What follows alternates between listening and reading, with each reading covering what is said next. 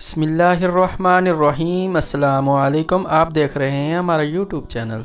जमल शावर लेकर निकली। उस वक्त दोपहर के 3 बज रहे थे। थोड़ी देर पहले जरकून भी और शारका कॉटेज की सफाई करके अपने घर के लिए निकली थी और ड्राइवर को उसने 4 बजे का टाइम दिया था ताकि वो इस्लामाबाद के लिए रवाना हो सके। दरीद को वह पहले ही अपने जाने का मोबाइल पर इन्फॉर्म कर चुकी थी। बस अब उसे अपना बैग पैक करना था। सुबह वाले दरीद के रवैया को लेकर वो दरीद से काफ़ी मायूस हुई थी। उस वजह से दरीद से मिले बगैर वो यहाँ से जाना चाहती थी।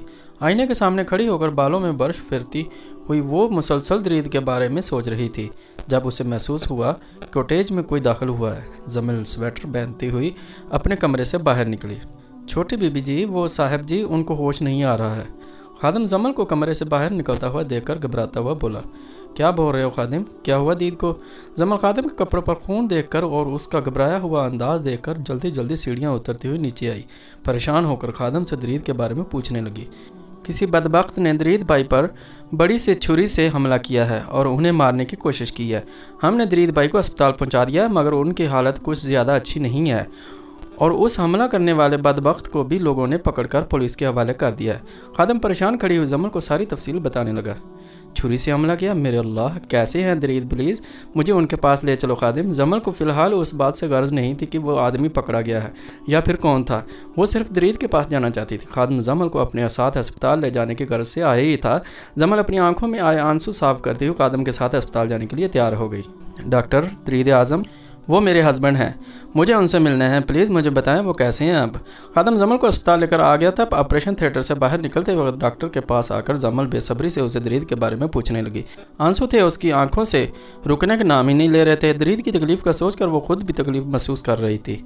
देखें, आप इस तरह परेशान मत हों, उनकी कंडीशन अब ख़तरे से बाहर है। वैसे भी जिस चीज़ से आपके हस्बैंड पर हमला किया गया था वो हथियार ज़्यादा गहराई में पेट में नहीं जा सका। बस उनका खून ज़्यादा बह चुका है जिसकी वजह से वो अभी तक होश में नहीं आए। उम्मीद है बहुत जल्द उन्हें होश आ जाएगा। डॉक्टर जमल को दरीद की तसल्ली बख्श हालत के बारे में आगाह करता हुआ बता रहा था, जिसे सुनकर जमल ने दिल ही दिल में खुदा का शुक्र अदा किया। उसे थोड़ी बहुत तसल्ली हुई थी। मैं अपने हस्बैंड को देखना चाहती हूँ, उनसे मिलना चाहती हूँ। जमल डॉक्टर को देखते हुए बोली। वो दरीद से सारी नाराज़गी और सुबह वाले किस्से को भूल गई थी। सिर्फ और सिर्फ उस वक्त वो दरीद को देखना चाहती थी। ऐसे फौरी तौर पर मुमकिन नहीं है कि आप अपने हस्बैंड से मिल सकें क्योंकि ये पुलिस केस था। मगर उसके बावजूद जिस कंडीशन में आपके हस्बैंड को लाया गया था उन्हें फौरी तौर पर ट्रीटमेंट दे दिया गया था। लेकिन अब उनके होश में आने के बाद पुलिस उनसे उनका बयान ले लेगी, जिसके बाद ही आप या फिर कोई दूसरा उनसे मिल सकता है। डॉक्टर शाइस्ता लहजे में जमल से कहता हुआ वहाँ से जा चुका था, जबकि जमल वेटिंग रूम में चेयर पर बैठी हुई दरीद के होश में आने की दुआ करने लगी। वो मेरा भाई, खुदा को मानो, तुमको सर बोलकर हमारा खुद का सर दुख चुका है मगर तुम्हारी अकल में ये बात नहीं आ रही कि जब हम वहाँ पर पहुँचे तो मकान खाली था, वहाँ लड़की जैसा कोई भी चीज़ मौजूद नहीं था। फिर हम क्या करते भला? घर के बाहर दरख्त से बांधा हुआ बकरी उठा कर ले आता तुम्हारे लिए। बशीर के आजी से बोलने पर जब कैफ को उसकी बात समझ में नहीं आई तो बशीर अब मोबाइल पर कैफ से बात करता हुआ बिगड़ कर बोला, बकवास बंद करो अपनी। एक छोटा सा काम था, तुमको दिया था मगर तुमसे वो भी नहीं हो सका। अगर मुझे पहले मालूम होता कि तुम किसी काम के आदमी नहीं हो तो तुम्हें एडवांस रकम कभी भी नहीं देता। शराफत से कल आकर मुझे मेरी सारी रकम वापस कर देना। अब जो करना होगा मैं खुद कर लूँगा। प्लान की नाकामी पर कैफ को शदीद गुस्सा आया था। अगर जमल उस वक्त उसके पास होती तो आगे जाकर उसके लिए कोई प्रॉब्लम नहीं होती, जबकि अगर जमल इस्लामाबाद पहुँच जाती तो उसकी किडनैपिंग का काम मुश्किल था। यार, ये पैसे वापस करने की बात को तुम कहाँ से बीच में ला रहे हो? लड़की कोई अभी वहाँ से भागा थोड़ी ना जा रहा है। जो हम पूरी मालूमात करके आया है, उसका खामन ज़ख्मी है बेचारा और वो अस्पताल में मौजूद है। तुम ज़्यादा जज्बाती मत बनो मेरा भाई, तुमको वो लड़की चाहिए, हम तुमको लड़की ला कर देगा। बस थोड़ा सा सब्र से काम ले लो। 2-4 दिन बाद लड़की तुम्हारे पास होगा, ये वादा है बशीर का। रकम की वापसी की बात सुनकर बशीर एकदम नरम पड़ता हुआ कैफ को समझाने लगा, मुझको काम वाले बंदे पसंद हैं बशीर, लेकिन तुम्हें सिर्फ बातें बनाना आती हैं। कल सुबह तुम शराफत से मुझे वो एडवांस रकम ला कर दो, वरना मैं खुद आता हूँ तुम्हारी ठिकाने पर अपनी रकम निकलवाने के लिए। कैफ ने सोच लिया था अगर दरीद वाकई ज़ख्मी था तो ये काम ज़्यादा मुश्किल नहीं था कि वो खुद अंजाम दे देता। इसलिए बशीर उसे अपनी रकम की वापसी का मुतालबा करते हुआ बोला, खुदा को मानो यार, तुम आदमी है कि खच्चर है? पहले तुम लड़की का रट लगाया हुआ था, अब तुम पैसा बोल रहा है। हमारा दिमाग ख़राब कर दिया तुमने। लानत भेजता है हम यार तुम्हारे पैसे पर। कल ही तुम्हारा रकम तुम्हारे मुंह पर मारेगा। हमको तो अजीब ख्वार कर दिया तुमने। लड़की चाहिए, अगर लड़की चाहिए है तो खुद हीरो बनकर जाओ और पकड़ कर लाओ। यहाँ बैठकर तुम हमको बातें सुना रहा है। और याद रखना, जितना तुम बेचैन हो रहा है उस लड़की के लिए, वो लड़की अब तुमको कभी नहीं मिलेगा। ये बशीर की बद्दुआ है। बशीर अपने दिल की भड़ास निकालकर राब्ता मुनक़ता कर चुका था, जबकि कैफ बशीर को बड़ी सी गाली देता हुआ अपने ड्राइवर को दरीद की तरफ भेजकर मुकम्मल मालूमात हासिल करने का इरादा रखता था, ताकि वो जमल को खुद उठाकर यहाँ ला सके। अब इस तरह से क्यों परेशान बैठी हुई हो? जिंदा सलामत तो है तुम्हारे सामने। दरीद अपने बेडरूम में बेड पर लेटा हुआ जमल से बोला, जो कि उस वक्त रूहान सी चेहरा लिए उसके पास बैठी हुई थी। जमल और दरीद को अस्पताल से आए हुए 2 घंटे गुजर चुके थे। दरीद के होश में आने के बाद पुलिस ने उससे बयान लिया था। उसके बाद ही डॉक्टर जमल दरीद मुझसे मिली थी और थोड़ी देर पहले डॉक्टर के लाख समझाने के बावजूद दरीद अपनी ज़िद पर कायम अस्पताल से कॉटेज में आ चुका था। आपको इस हालत में देखकर परेशान न हो तो फिर क्या करूं? यहाँ रहना खतरे से खाली नहीं है दीद, हम यहाँ पर बिल्कुल भी सेफ़ नहीं है। बस आपकी कंडीशन थोड़ी बहुत स्टेबल हो गई तो हम वापस इस्लामाबाद चलेंगे। जमल दरीद की कंडीशन देखती हुई बोली। इस वाक़े इन दोनों के बीच सुबह वाली तलखी का असर ज़ाहिर कर दिया था। हमें और किससे ख़तरा हो सकता है मेरी जान? जिसने मुझ पर हमला किया तो वो उस वक्त पुलिस की हिरासत में मौजूद है। मेरे होते हुए तुम्हें डरने या परेशान होने की क्या ज़रूरत है? नहीं है, बल्कि आज रात तो तुम्हें मुझसे भी डरने की ज़रूरत नहीं है। जमल को तसल्ली देने के साथ आखिरी जुमला दरीद ने शरारत में जमल का हाथ पकड़कर बोला, जिस पर जमल दरीद को घूरने लगी। उस कंडीशन में भी शौकियाँ सोच रही हैं आपको? देख लिया आपने हीरो बनने का अंजाम। कितने बुरे तरीके से उस जंगली बेरहम इंसान ने आप पर हमला किया है। जमल अपना दूसरा हाथ दरीद के जख्म पर रखती हुई बोली, ये उसी शख्स का काम था जिसके दोनों हाथों को दरीद ने बुरी तरीके से जख्मी किया था। उसने मौका देखते ही दरीद से अपना बदला लेने की कोशिश की थी। रिलैक्स हो जाओ जमल, वो आदमी अब पुलिस की गिरफ्त में है। वैसे ऐसी कंडीशन से क्या मुराद है तुम्हारी? स्टेमिना चेक करना है तो मेरा तो ज़रा और पास आ जाओ, फिर मेरी इस कंडीशन में अपनी कंडीशन देख लेना। दरीद बाज आने के बजाय जमल के बालों की लेट को खींचकर उसका चेहरा अपने चेहरे से करीब करता हुआ बोला, बाज नहीं आना आपको दरीद। जमल दरीद के चेहरे पर झुकी हुई उसके होंठों को देखकर बोली, जिस पर दरीद नफ़ी में सर हिलाता हुआ जमल का चेहरा देखता हुआ बोला, मुमकिन है बाज आ जाऊँ, मगर थोड़ा बहुत अपने दिल की मानने के बाद। दरीद ने बोलते हुए जमल के बालों में अपनी उंगलियां फंसाई और उसके होंठों पर अपने होंठ रखता हुआ अपने दिल को मनाने लगा। दीद, आप इसलिए हॉस्पिटल से छुट्टी लेकर आए? घर आए थे, बस आप पीछे हटे। जमल दरीद के सीने पर झुकी हुई अपनी कमर से दरीद का बाजू हटाते हुए सीधी होकर बोली, मालूम है ना तुम मेरे लिए मेडिसन का काम करती हो, ऐसे ही मुझे जल्दी जल्दी डोज मिलती रही तो मैं जल्द सेहतयाब हो जाऊंगा। दरीद जमल का ब्लश करता हुआ चेहरा देखकर दोबारा शरारत से बोला, वो डोज होने से लेने के देने पड़ जाते हैं। अब सीधा लेटकर शराफत से सोने की कोशिश करें। जमल उसकी आंखों में नाचती हुई शरारत को इग्नोर करके दरीद का तकिया सेट करने लगी। इसके बाद कंफर्ट दरीद पर डालने लगी। उसे डर था कि दरीद की उल्टी सीधी हरकत की वजह से उसके पेट के जख्म की कोई नुकसान न पहुंचे, क्योंकि उसका जख्म अभी बिल्कुल ताज़ा था। तुम कहाँ जा रही हो? मालूम है ना तुम्हें, अब 24 घंटे मेरी आंखों के सामने रहना है। जमल को बेड से उतरता हुआ देखकर दरीद बेड पर लेटा हुआ उससे पूछने लगा। उसकी आंखें नींद के खुमार से सुर्ख हो रही थी, क्योंकि डॉक्टर ने छुट्टी से पहले दरीद को पेन किलर का इंजेक्शन दिया था। ज़रकून भी और खादम चले गए होंगे, मैं दरवाज़ा चेक करके आती हूँ आपके पास। जमल अपने गिर्द गर्म शाल लपेटती हुई कमरे की लाइट ऑफ करके बाहर निकल गई। वो जानती थी कि थोड़ी देर में दरीद सो जाएगा। जमल बाहर का दरवाज़ा चेक करने के साथ साथ तबिंदा को कॉल भी करना चाहती थी, क्योंकि वो दरीद के बेहोशी के वक्त परेशानी में तबिंदा को सारी सूरत हाल बता चुकी थी, जिस पर तबिंदा ने जमल को तसल्ली देते हुए 1 घंटे बाद घर से निकलने को कहा था। जमल के मुताबिक तबिंदा को अब तक वहाँ पर पहुँच जाना चाहिए था, मगर वो दरीद के सामने फ़िलहाल तबिंदा का जिक्र करके दरीद को गुस्सा नहीं दिलाना चाहती थी। वो नहीं चाहती थी कि दरीद की हालत के पेश नज़र उसका मूड ख़राब हो जाए। वो खुद भी परेशान थी। अचानक दरीद को ऐसा क्या हुआ था जिसकी वजह से वो तबिंदा के लिए ऐसा कह रहा था। आप अभी तक यहीं पर मौजूद हैं? ज़रकून भी अपने घर नहीं गई? आप तबिंदा से बात करके जमल वापस जाने के लगी, तब ज़रकून भी को कॉटेज में देखकर हैरत से पूछने लगी, दरीद बाबा की फिक्र में आज यहीं पर रुक गई हूँ और आप भी है तो अकेली हैं ना? ज़रकून भी का जवाब सुनकर जमल मुस्कुराई। मम्मा से भी बात हुई है मेरी? वैसे तो वो अभी तक यहाँ पहुँच जाती, मगर उनकी दोस्त जो हमारे इस्लामाबाद वाले घर में रुकी हुई हैं, उनकी अचानक तबीयत ख़राब हो गई थी, इसलिए मम्मा का अभी थोड़ी देर पहले घर से निकलना हुआ था। जमल ज़रकून भी को तबिंदा के बारे में बताने लगी, जो कि थोड़ी देर पहले ही ड्राइवर के साथ एबटाबाद के लिए निकली थी। बड़ी बेगम साहबा यहाँ आ रही हैं तो अच्छी बात है, मगर रात को सफ़र करने की क्या ज़रूरत थी? खैर अल्लाह हिफाजत से उनको यहाँ लेकर आए। आप दरीद बाबा के पास जाएं, वो आपको अपने पास मौजूद ना पाकर परेशान होंगे। बेगम साहबा आएंगे तो मैं जाकर रही हूँ, आप उनकी फ़िक्र ना करें। ज़रकून भी की बात सुनकर जमल मुतमिन हो गई और दरीद के पास कमरे में जाने लगी। बेचैनी और घबराहट से दरीद की आंख खुली तो सीधा उसकी नज़र वाल क्लॉक पर गई, जहां रात के 2:30 बज रहे थे। अपने बराबर में सोती हुई जमल को देखकर वो पानी पीने के घर से उठा। जख्म ताज़ा होने की वजह से उसे चलने में दुश्वारी महसूस हो रही थी, मगर जमल को उठाने के बजाय दरीद खुद कमरे में मौजूद डिस्पेंसर से पानी पीने लगा। तब खिड़की की जानिब से उसकी नज़र पड़ी। दरीद पर्दा हटाकर खिड़की से बाहर देखने लगा, जहाँ तबिंदा गाड़ी से उतर रही थी। दरीद ने अंदाज़ा लगाया कि वो ड्राइवर से बात करके उसे वापस जाने का कह रही थी। ड्राइवर के वहाँ से जाने के बाद उसने तबिंदा को कॉटेज में आने के बजाय स्टोर रूम की तरफ जाते हुए देखा। दरीद समझ गया कि वो बेसमेंट में जाने का इरादा रखती है। कुछ सोचकर दरीद कमरे से बाहर निकला। पेट पर लगे स्टिचेस की वजह से सीढ़ियां उतरना दरीद के लिए तकलीफ दे मरला साबित हुआ था, मगर वो खुद भी बेसमेंट में जाना चाहता था। शायद यही मौका मुनासिब था जब वो तबिंदा से हकीकत का पूछता। बहुत कुछ तो वो जान चुका था, लेकिन वो तबिंदा के मुँह से उसके गुनाह का इतराफ़ सुनना चाहता था ताकि उसे उसके जुर्म की सजा दे सके। इस जगह को खाली देखकर इतनी परेशान क्यों हो रही हैं आप? यही सोच रही हैं ना कि आपके एक्स हस्बैंड कहाँ गए हैं आखिर? दरीद की आवाज़ पर तबिंदा ने एकदम मुड़कर उसे देखा। दरीद, तुम यहाँ पर? तबिंदा हैरत से दरीद को उस जगह पर देखकर बोली। क्या बहुत ज़्यादा हैरत हो रही है आप मुझे यहाँ देखकर, या फिर हैरत से ज़्यादा परेशानी हो रही है खावर अंकल को यहाँ मौजूद ना पाकर? दरीद बोलने के साथ चलता हुआ तबिंदा के पास आया। दरीद, मुझे नहीं मालूम तुम क्या कुछ जानते हो, मगर तुम्हें मुकम्मल हकीकत का इल्म नहीं होगा, इसका मुझे अंदाज़ा है। तबिंदा दरीद के चेहरे पर सख्ती और माथे पर नुमाया बल देखकर उससे बोली।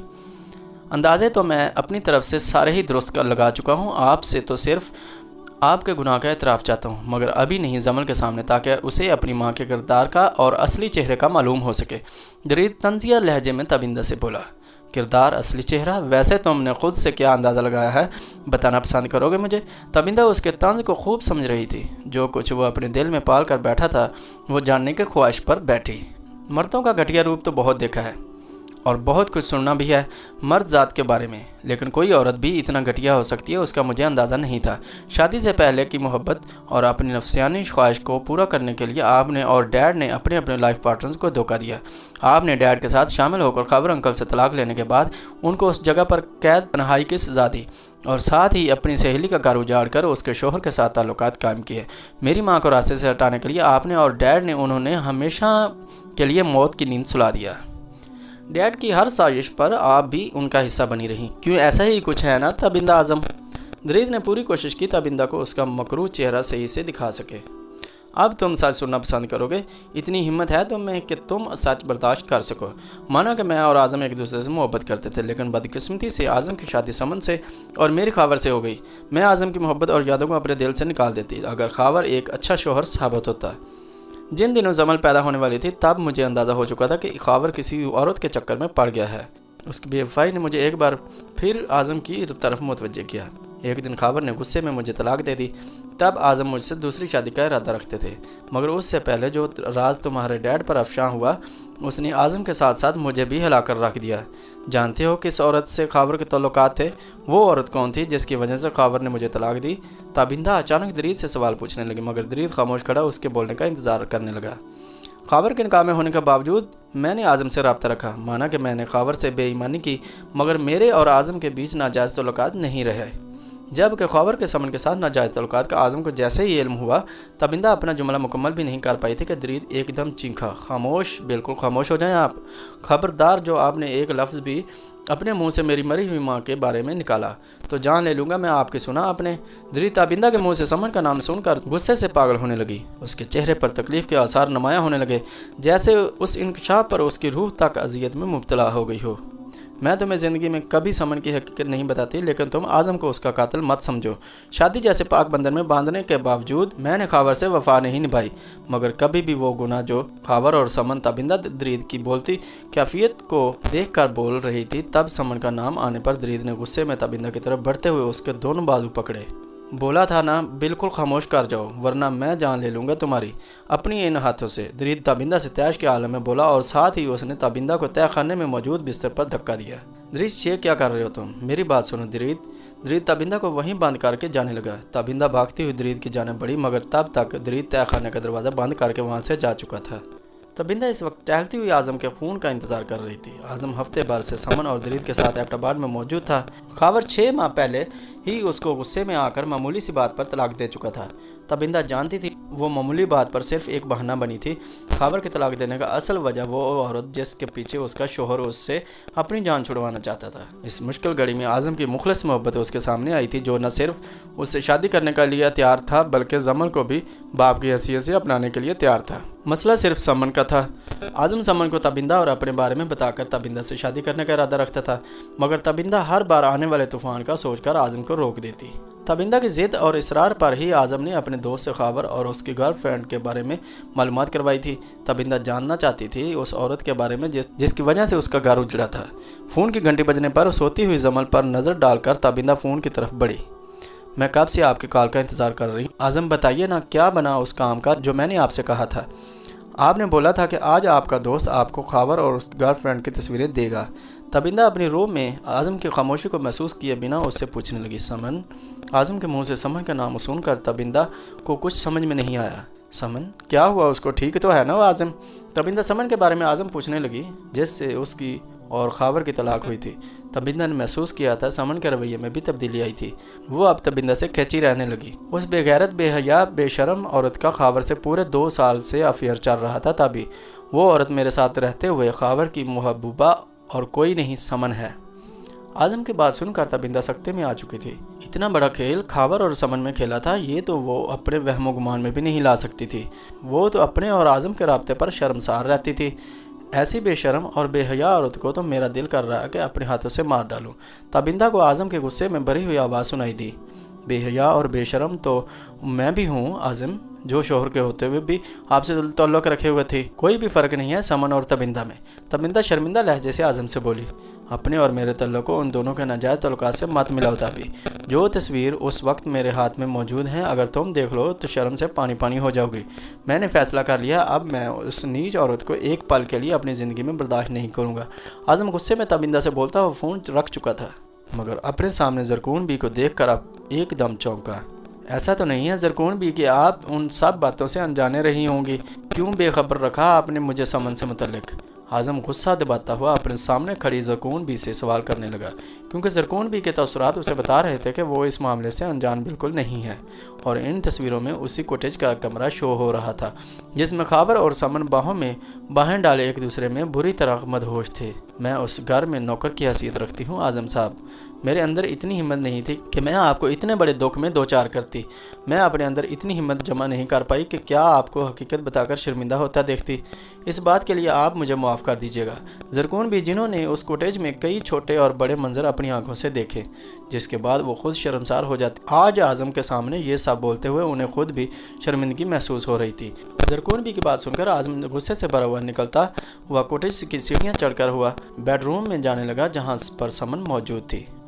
आज़म मुश्तिल तब हुआ जब सारी तस्वीरें उसने समन के मुंह पर दे मारी, जिसको देखने के बाद वो बगैर शर्मिंदा हुए अपने गुनाह से साफ मुकर गई।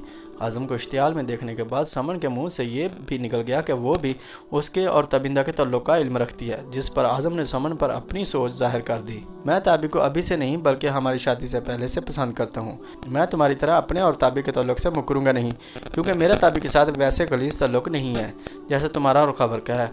डाइवोर्स के पेपर तुम्हें जल्द मिल जाएंगे, इसके बाद मैं ताबी को अपनी ज़िंदगी में शामिल कर लूँगा और दरीर की तरफ से तुम्हें फ़िक्रमंद होने की ज़रूरत नहीं है। वो मेरा खून है, मेरे पास ही रहेगा।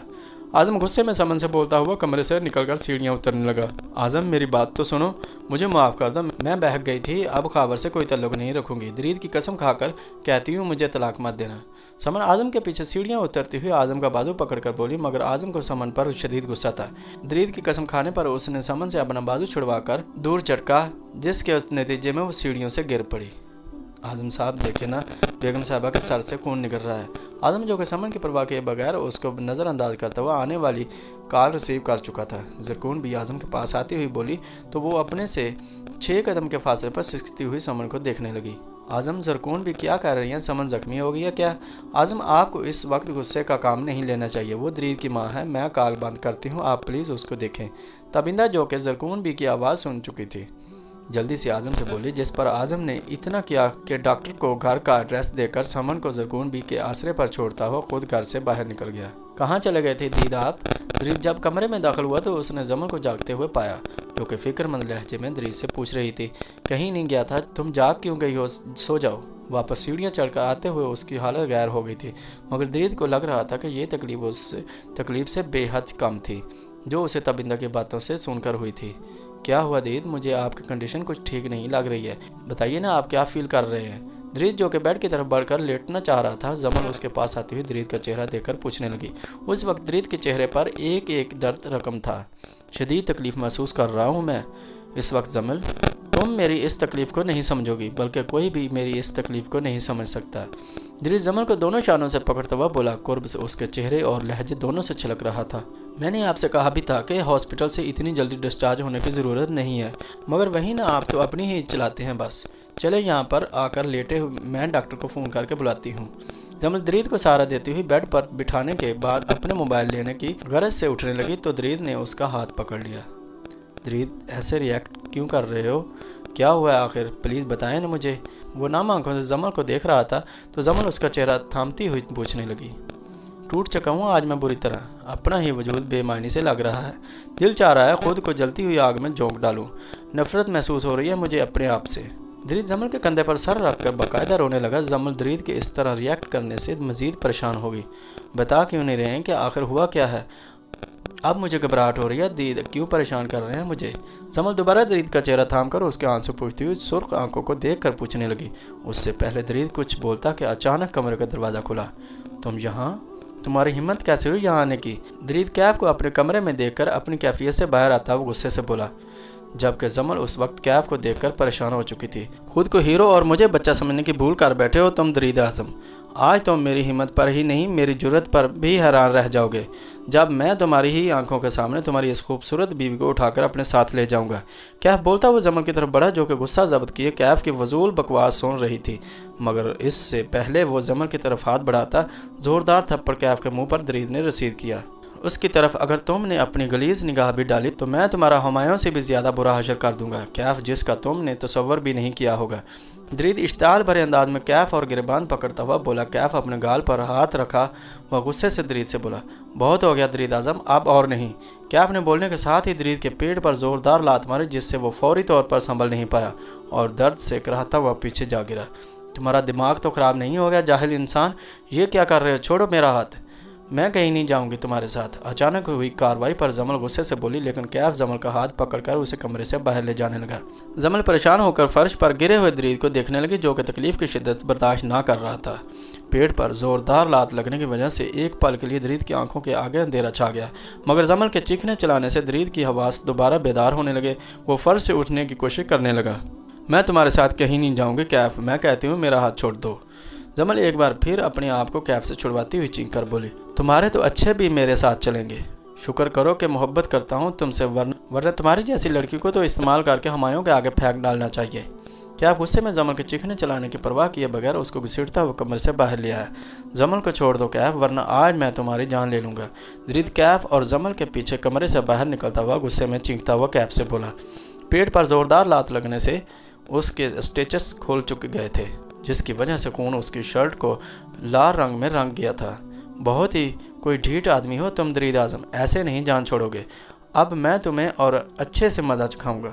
कैफ ने अपने पीछे दरीद को आता हुआ देखा तो जमल का हाथ छोड़कर एक बार फिर दरीद को मारने के घर से उसकी तरफ बढ़ा ही था। कैफ ने ही प्लीज़ दरीद को कुछ नहीं करना। जमल ने कैफ का बाजू पकड़कर उससे रोकना चाहा। वो दरीद के ज़ुख़म से खून निकलता हुआ देखकर रो रही थी। पीछे हटो और छोड़ दो मेरा हाथ। उससे पहले दरीद कैफ को मारने के लिए आगे बढ़ता, कैफ ने जमल से अपना बाजू छुड़ाकर उसे ज़ोर से धक्का दिया। जमल को सीढ़ियों से नीचे गिरता हुआ देखकर दरीद डर के मारे ज़ोर से चीखा। वो अपना दर्द और तकलीफ भूलकर कैफ को गुस्से में बुरी तरह मारने लगा। तुम मुझसे उसको नहीं छीन सकते, मैं तुम्हें जान से मार डालूंगा। दरीद कैफ को बुरे तरीके से मारता हुआ गुस्से में शायद पागल हो गया था। कैफ ने अपने बचाव के लिए दरीद के पेट में एक दफ़ा और ज़ोरदार लात मारी जिसकी वजह से दरीद दर्द से चीखता हुआ फर्श पर जा गिरा। उसके पेट में शदीद तकलीफ उठने की वजह से अपनी आंखें बंद होने से पहले उसने दाखिली दरवाजे से पुलिस के पीछे तबिंदा और जरकून भी को आता हुआ देखा। बहुत आहिस्ता से दरीद ने अपनी आंख खोली तो खुद को अस्पताल के कमरे में मौजूद पाया। सबसे पहली नज़र उसकी तबिंदा के चेहरे पर पड़ी जो दरीद को होश में आता देखकर शुक्र अदा कर रही थी। डरा कर रख दिया तुमने हमें, शुक्र है तुम्हें होश आ गया। तबिंदा सारे किस्से भूल कर मुस्कुराती हुई दरीद से बोली, जमल। दरीद आहिस्ता आवाज़ में तबिंदा से जमल के बारे में पूछने लगा। तब दरीद को अपने हाथ पर जमल के हाथ का लिम्स महसूस हुआ। उसने दाएं जानब गर्दन मोड़कर देखा तो जमल अपनी आंखों में नमी के साथ दरीद को देखकर मुस्कुरा रही थी। मैं डॉक्टर को बुला कर लाती हूँ, तबिंदा कुर्सी से उठती हुई बोली और कमरे से बाहर निकल गई। जमल दरीद के करीब आई। मैं इस वक्त डर गया था जब तुम सीढ़ियों से नीचे गिरी। क्या तुम मुझसे छीनना चाह रहा था? दरीद जमल का चेहरा देखता हुआ आहिस्ता आवाज़ में उससे बोला, खुदा की ज़ात के अलावा मुझको आपसे कोई भी नहीं छीन सकता दीद, और आप ऊपर वाला भी हम दोनों का साथ चाहता है जब भी मैं आपके पास में हूँ। अपने दिल से हर तरह के डर और खौफ को निकाल दें, क्योंकि अब मैं खुद भी आपसे जुदा होने का तसव्वुर नहीं कर सकती। जमल ने दरीद को पूरी ईमानदारी से सच्चाई बताते हुए उसकी पेशानी पर अपने होंठ रख दिए। जिस वक्त दरीद तबिंदा को बेसमेंट में बंद करके वापस कॉटेज में आ गया था, सीढ़ियों से ऊपर अपने कमरे में जाते हुए उससे ज़रकून भी देख चुकी थी, मगर दरीद को रोकने के बजाय वो बाहर चली आई, जहां स्टोर की लाइट ऑन देखकर वो किसी खदशे के तहत वो स्टोर रूम में चली गई। तहखाने के बजते हुए दरवाजे और तबिंदा की आती हुई आवाज़ों से उन्होंने तहखाने का दरवाज़ा खोला। तबिंदा ज़रकून भी के आने से पहले ही पुलिस को इन्फॉर्म कर चुकी थी। उसे दरीद के तेवर देखकर अपने साथ जमल के लिए भी डर महसूस हो रहा था। जब तक वहां पुलिस पहुंची तो एक नया किस्सा सामने आ गया। जमल को सीढ़ियों से नीचे गिरा हुआ देखकर और दरीद को बेहोशी की हालत में देखकर तबिंदा को फौरी तौर पर एम्बुलेंस बुलाना पड़ी, जबकि पुलिस कैफ को अपने साथ ले जा चुकी थी। पूरे 1 हफ्ते के बाद वो हॉस्पिटल से डिस्चार्ज होकर घर आया था।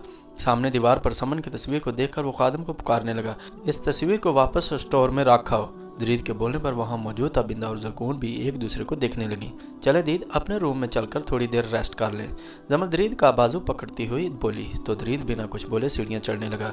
2 दिन पहले जब वो हॉस्पिटल में एडमिट, तब ज़रकून भी उसे पूरी सच्चाई बता चुकी थी, जिसको सुनकर वो बिल्कुल खामोश हो गया था। जमल जानती थी उसे थोड़ा वक्त लगेगा इस फेज से बाहर आने में। मेरे ख्याल में आपको वो सब दीद को नहीं बताना चाहिए था। ज़रकून भी इस तरह उसे देखकर अच्छा नहीं लग रहा है, बिल्कुल ही चुप हो गया है। तबिंदा दरीद को अपने कमरे में जाता हुआ देखकर आहिस्ता आवाज़ में ज़रकून भी से बोली। वो खुद भी दरीद को समन के बारे में बताकर दिल ही दिल में शर्मिंदा हो रही थी। खुशी खुशी नहीं बताया बेगम साहबा मैंने कुछ भी, ना ही दरीद बाबा को यूं खामोश देखकर मैं खुश हूँ, लेकिन हकीकत उनके सामने नहीं आ तो उसके बुरे नताइज का आपको और शायद जमल बीबी को भी सामना करना पड़ता। ज़रकून बी की बात सुनकर तबिंदा खामोश हो गई तो ज़रकून बी किचन की तरफ चली गई। मैं इस वक्त लेटना नहीं चाह रहा। कमरे में आने के बाद जमल बेड की जानिब बढ़ती हुई दरीद के साइड का तकिया सेट करने लगी। तब दरीद सोफे पर बैठता हुआ बोला। उसकी बात सुनकर जमल दरीद के पास आकर उसकी थाई पर बैठ गई, जिस पर दरीद खामोशी से उसे देखने लगा तो जमल स्माइल देती हुई दरीद से बोली, मेरा भी दिल चाह रहा था इस वक्त आपके पास बैठकर आपसे बातें करने का। जमल ने बोलने के साथ ही दरीद के कंधे पर अपना सर रख दिया। मुझे तो लगता है मेरे पास अब बोलने को कुछ नहीं रहा। दरीद उदासी से बोलने लगा तो जमल उसके कंधे से सर उठाकर दरीद को देखने लगी। उसका दिल चाहा वो दरीद की सारी उदासी दूर कर दे। तो आप मेरी सुन लीजिए, मेरे पास तो आपसे करने के लिए बेशुमार बातें हैं। वो दरीद के गाल पर अपना हाथ रखती हुई नरम मुस्कुराहट के साथ बोली। 1 हफ्ते में उसकी शेव काफ़ी घनी हो गई थी। चेहरे पर उदासी लिए वो जमल को देखने लगा। तुम्हें आंटी ने बताया मेरी मम्मा का तुम्हारे बाबा के साथ। दरीद की बात मुकम्मल होने से पहले जमल अपना हाथ उसके होंठों पर रखी हुई बोली, ज़रूरी तो नहीं है दीद हम गुजरी हुई तल्ख बातों का जिक्र करके खुद को अजियत में मुब्तला करें, जिससे हासिल तो कुछ भी नहीं होना। क्यों ना हम अपने आने वाले काल की बातें करें जो हमारे लिए खुशी का बायस बने। वो दरीद के गाल पर दोबारा अपना हाथ रखकर उसे प्यार से समझाती हुई बोली, आने वाला कल? दरीद जमल का चेहरा देखता हुआ पूछने लगा। साथ ही उसने पीछे सोफे पर अपना सर रख दिया। हम दोनों का आने वाला कल। जमल ने बोलते हुए दोबारा दरीद के कंधे पर अपना सर रखा। अब जमल का हाथ दरीद की गाल की बजाय उसके सीने पर था। हम दोनों के आने वाले कल का मैं कुछ नहीं कह सकता। शायद चंद दिनों बाद मेरा वापस लंदन जाना हो जाए, फिर यहाँ आने का न जाने कब इरादा हो। दरीद ने जितनी संजीदगी से यह जुमला अदा किया, जमल इतनी हैरत से सर उठाकर दरीद का चेहरा देखने लगी। वो अकेला लंदन जाने की बात कर रहा था, उसको छोड़कर जाने की बात कर रहा था। किससे भागने की कोशिश कर रहे हैं आप दीदी? जमल उसकी थाई से उठती हुई दरीद को देखकर पूछने लगी तो दरीद भी सीधा होकर बैठा। मैं क्यों किसी से भागूंगा? तुम मेरे साथ रिश्ता नहीं चाहती थी, अब मुझे ये रियलाइज़ हुआ है किसी दूसरे को अपना पाबंद बनाकर ज़िंदगी भर उसे उसकी मर्ज़ी के बगैर ज़बरदस्ती अपनी ज़िंदगी में शामिल नहीं किया जा सकता, वरना बात के नतीजे बहुत भयानक होते हैं। तुम्हारी मर्ज़ी शामिल ना होने के बावजूद मैंने तुम्हें हासिल किया, तुमसे ज़बरदस्ती अपना और मेरा रिश्ता बनवाया, गलत है ये सब। दरीद संजीदगी से जमल को देखता हुआ बोला। वो आंखों में नमी के साथ दरीद को देखने लगी। डर गए हैं आप दीद? ये बोले ना आप मुझसे डर गए हैं। आपको लग रहा है चंद सालों बाद मैं भी शायद आपकी आंखों में धूल झोंक कर कैफ या फिर किसी दूसरे के साथ रिश्ता बना लूँगी, बिल्कुल अपनी मम्मा या आपकी मम्मा की तरह। जमल बेदर्दी से अपनी आंखों में आए आंसू साफ करती हुई बोली, जमल हिम्मत कैसे की तुमने इतनी फजूल बातें करने की? दरीद गुस्से में चीखता हुआ जमल से बोला, वैसे ही जैसे आपने लंदन जाने की फजूल बात की मेरे सामने। जमल भी अब गुस्से में उसकी तरह चीख कर बोली तो दरीद खामोशी से उसे देखने लगा। जमल एक बार फिर अपनी आंखों में आने वाले आंसू पूंछती हुई दरीद से बोली, आप लंदन जाने का सोच चुके हैं, यानी आपने मेरे बगैर रहने का तसव्वुर कर लिया। दीद, रह लेंगे आप मेरे बगैर? जमल के बोलने पर अब की बार दरीद का दिल तड़प उठा। वो सोफे से उठता हुआ जमल के पास आया। दरीद ने अपना हाथ आगे बढ़ाकर जमल के आंसू साफ करने चाहे, मगर जमल ने उसका हाथ झड़क दिया। हर औरत को एक ही नज़र से नहीं देखना चाहिए दीद, ना ही हर औरत एक जैसी होती है। अगर किसी मर्द की ज़िंदगी में बदकार औरत आ जाए तो ज़रूरी नहीं हर औरत को तराजू के एक ही पलड़े में तोला जाए। औरत को वफा का पैकर कहा गया है, मगर आप शायद। जमल बोलती हुई खामोश हुई। दरीद खामोशी से अभी तक जमल को देख रहा था। तब जमल दोबारा बोली, मेरा कैफ की तरफ रुझाना आपकी मनमानियों से और बेजार रोक टोक से किया। आपने वापस आने के साथ ही मुझसे ऐसा रवैया अपनाया, मुझे अपने लिए कैफ सही ऑप्शन लगने लगा, वरना उससे पहले जमल की ज़िंदगी में भला कौन था? उसने भी दीद के अलावा कभी अपने आसपास किसी को नहीं देखा था। जमल को बोलते हुए एक बार फिर रोना आने लगा। जमल, दरीद ने अब की बार उसे अपने सीने से लगाना चाहा। वो भला कहाँ जमल को रोता हुआ देख सकता था, मगर जमल ने एक बार फिर उसके अपनी तरफ बढ़ते हुए हाथों को झटका। पहले आपने मेरी मर्जी जाने बगैर अपनी मर्जी से मुझसे निकाह किया, ज़बरदस्ती मुझे अपने साथ रिश्ते में जोड़े रखा। अपना पाबंद तो आप मुझे बचपन से ही बनाते हैं और हक भी जताते हैं मुझ पर। फिर मुझे हमारे रिश्ते की अहमियत बताकर अपनी मोहब्बत का एतराफ़ करके मेरे इतने करीब आकर हमारे रिश्ते को मुकम्मल करने के बाद आप मुझे छोड़ कर जाने की बात कर रहे हैं दीद। आई हेट यू, जमल रोती हुई दरीद से बोली तो दरीद ने तीसरी बार अपने झटके हुए हाथों को नज़रअंदाज करके जमल के दोनों कलाइयों पकड़ते हुए उससे अपने करीब किया। जमल के होंठों को अपने घोंटों से बंद करते हुए दरीद ने पूरी शिद्दत दिखाई थी। जितनी देर कमरे में जमल की आवाज़ गूंज रही थी अब बिल्कुल खामोशी थी। जमल की मज़ामत पर भी दरीद अपनी गिरफ्त में कमी लाए बगैर उसे जकड़ा हुआ था। जमल की आंखें जिन्होंने आज बरसने की कसम खाई हुई थी दरीद की शिद्दत पर एक बार फिर नाम होने लगी। जमल के आंसू की नमी को अपने चेहरे पर महसूस करके दरीद की गिरफ्त ढीली पड़ी तो जमल ने उसे पीछे धकेला। क्या कर रहे हैं आप? होश में तो हैं? ऐसे भी कोई करता है? जमल दरीद के जज्बाती अंदाज पर सुर्ख चेहरे के साथ अपनी सांसें हमवार करती हुई उससे बोली, जितना सब कुछ तुमने आखिर में मेरे बारे में बताया, मेरे इतना सब कुछ करने के बाद भी तुम मुझे हेट जो करोगी तो मैं फिर यूं ही करूँगा तुम्हारे साथ। दरीद नरमी से जमल को अपने हिसार में लेता हुआ बोला, मुझसे दूर जाने का कैसे सोच लिया आपने? जमल दरीद की बाहों में अब भी उससे शिकवा करती हुई पूछने लगी, तुम्हें क्या लग रहा था तुमसे दूर जाने का फैसला करके मैं खुद अपने फैसले पर कायम रहता? इतना ही जाना है तुमने अपने दीद को? दरीद के बोलने पर जमल ने दरीद के सीने से सर उठाकर उसको देखा। दरीद जमल को ही देख रहा था। उसकी पेशानी पर अपने होंठ रखने के बाद वो दोबारा जमल से बोला, तुमसे दूर जाने की वजह यह नहीं थी कि मुझे तुम्हारे किरदार पर एतबार नहीं है, ऐसा आप दोबारा कभी भी मत सोचना। बस मामा की हकीकत को जानने के बाद दिल पूरी तरह से। जमल ने दरीद के होंठों पर अपनी उंगली रखी तो वो खामोश हो गया।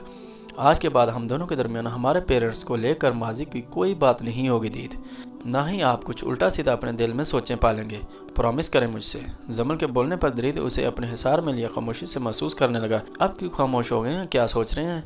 जमल दरीद के सीने पर सर रखे हुए उससे पूछने लगी। उसे अंदर से थोड़ा बहुत इत्मीनान हुआ था कि वो जल्दी दरीद को उससे फेज निकाल लेगी। मेरे दूर जाने का सुनकर इतना ज़्यादा रोई हो तुम? जिंदगी भर मुझे अपने पास रखकर मेरी दीवानगी को बर्दाश्त कर पाओगे? दरीद जमल का चेहरा अपने दोनों हाथों से थामता हुआ उससे पूछने लगा। ना ही मेरे बालों को कोई दूसरा आपके अलावा हाथ लगा सकता है, ना ही आपको मेरी तवज्जो किसी दूसरी तरफ अच्छी लगती है। ये दीवानगी है जिसे मैं बचपन से बर्दाश्त करती आ रही हूँ। जमल अपने दोनों हाथ दरीद के गले में डालती हुई बोली तो दरीद ने उसे खुद से मजीद करीब करके इंच भर का रहा सहा फासला भी ख़त्म किया। लेकिन अब तुम मेरी बीवी बन चुकी, इसलिए मेरी दीवानगी को एक नए रूम में बर्दाश्त करने के लिए तैयार हो जाओ।